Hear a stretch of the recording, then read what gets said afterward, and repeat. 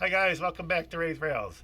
I figured today would be a good day to give my engines a general dusting, and I have them all out. So before I dust them, I'm just going to give you a general overview of the engines in my collection and which ones I like the most, and basically when I picked them up and how long I had them. So first off, we have the Union Pacific Lionel Master Challenger. Had that one in my collection probably for about 10 years now.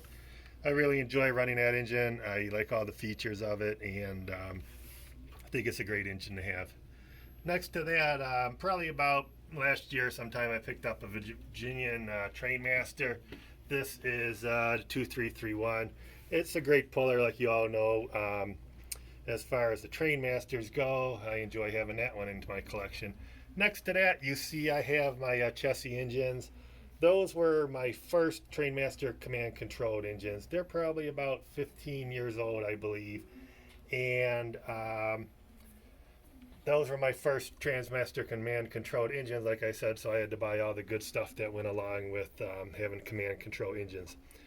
Behind that, we have my Seaboard engine that my cousin gave me. That's in my collection. Also, I have the Hudson engine, which is next to that. That one was featured in one of my videos from last year. I still have to do a little bit of maintenance on that grease to gearbox, and so far I'm very happy with that engine. Next to that, we have my Lackawanna Trainmaster. That one I picked up about 3 years ago. Still runs real well. Horn still works on it. Behind that one, we have my Baltimore Northern Santa Fe. That one's been in my collection for about 3 years. I replaced the engineer in there. I forgot whether it came with an engineer or if it was missing the engineer, but I glued one in there. That engine I run pretty often. Behind that engine, we have my pre-war engine that I bought at the last train show. I cleaned that one up real good. Cleaned the cars up on it real good. I'm very happy the way that one runs, and I'm still having a lot of fun with that one. Behind that one is we have my very first MTH engine that I bought, Pennsylvania Decapod. I really like that engine, the way it smokes. One thing about that engine, that's probably one of my, I don't know if you would call it my favorite engine, but most of my trains come on and off the layout. That one's almost always on the layout. It has a lot of runtime, usually runs pretty good. It was in the shop one time, but I had it fixed, and like I said, with the amount of hours on it, it's really a strong runner. Two other engines we have in the collection.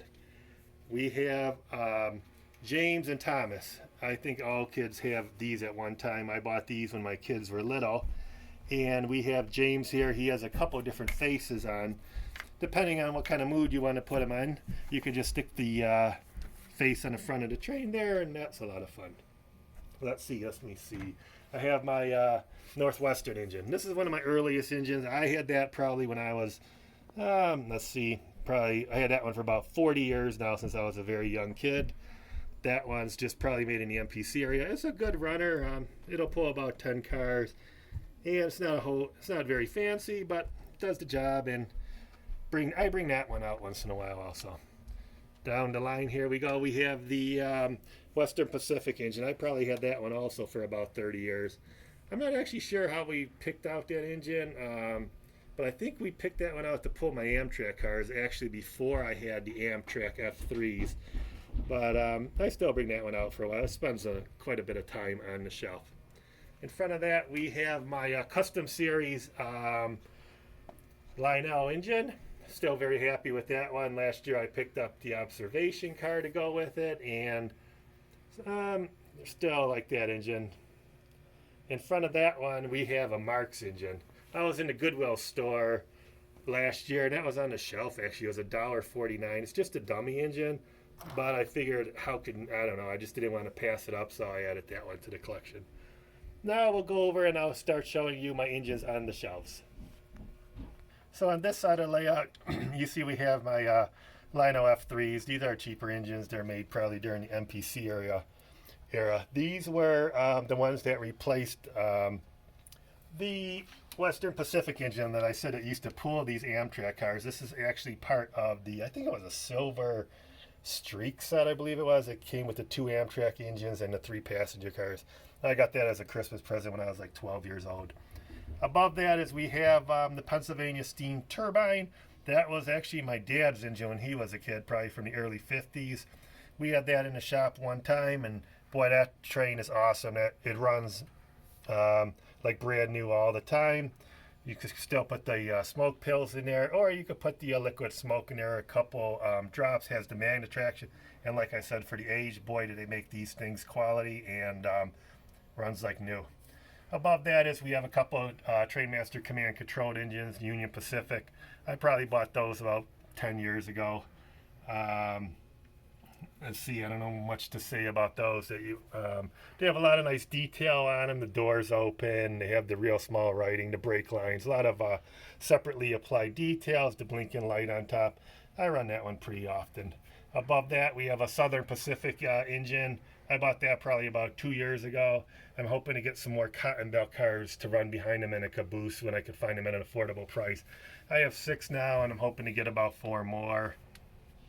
And I think that's a real cool train when you drag the cotton belt cars behind it. Above that, we have the MTH GE Evolution train. That one, I have the passenger car that goes with it. I mean the mail, the old what do you call it? The post office car. And I'm hoping to get a few more cars with that one when I find them online or at the nearest train show. Above that, we have the Navy Yard switcher. I'm really happy with that engine. I'm glad I still have all the posts in the windows. I got it for an affordable price. I just wish it pulled a couple more cars than it does. It only pulls about 2 of them comfortably, but I like that one. Once I get a little bit different area on the train, I will involve that engine a little bit more with that. Behind that, we have the 44 U.S. Army car.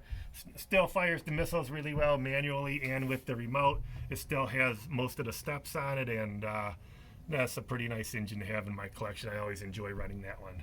And I'll go over to the other shelf, and I'll show you the engines I have on that shelf. So over on the bottom shelf, I have my Lehigh Valley engines. I always like the Lehigh Valley hopper cars, so I use these 4 engines to pull the hopper cars. 3 of them are regular engines, and 1 of them is a dummy. They run pretty good. I could usually run about 20-25 cars with them. Above that is the Texas Special. It's a lower grade engine. I had to buy a couple replacement parts for it, but it runs really well. I cleaned up the horn, had a couple issues on it, and I have the B unit to go behind it, and that one's a fun one to have in the set. Above it is I have the Santa Fe, and I have the F3. I have 2 B units with it.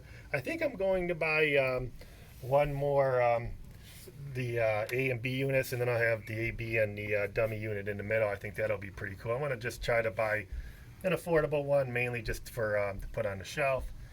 On top of that is I have the Union Pacific 2023 F3s. I'm really hoping to get the 3 cars that go along with them, the original ones. I see them online once in a while, but they're just way out of my price range. But I'm still working on it, keeping an eye out for it, and see what comes up. And above that is one of my favorite engines, the New York Central F3s. I bought all that as a set from one guy on eBay, and I got a pretty good deal on it. I picked up the passenger cars and the post office car behind it, and that one is a pretty good runner, and horn still works on it. It's in nice condition. So as far as my engines, that's what I have on my layout at this time. I'll probably be purchasing a few more in the near future, and maybe I'll do an update when I get those, and a general update on the layout. All right, guys, thanks a lot for watching Raise Rails, and don't forget to hit that subscribe button.